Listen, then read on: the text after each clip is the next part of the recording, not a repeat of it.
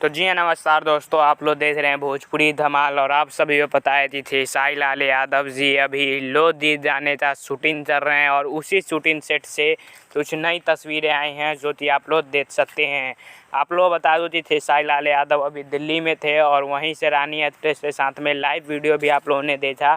Double 3D जाने के लिए लाइव आए थे और वहीं से ये पिक काफ़ी ज़्यादा वायरल हो रहा है जो कि आप लोग देख सकते हैं। एक्ट्रेस रानी साथ में नज़र आ रही हैं, सपना चौहान और अखिलेश कश्यप, संजय यादव, ये लोग भी नज़र आ रहे हैं तस्वीर में। तो आप लोग बता दूँ कि बहुत ही ज़बरदस्त गाना शूट हुआ है दिल्ली में। थे साई लाल यादव ने अलग अलग एक्ट्रेस से साथ में अलग अलग कई सारे गाने शूट किए हैं। तो आप लोग तो बहुत एक से बढ़ते एक लोधी गाने सुनने को मिलेंगे अब। और आज एक नया गाना आया है डबल 3D, जिसका रिव्यू भी हम करेंगे अगले वीडियो में।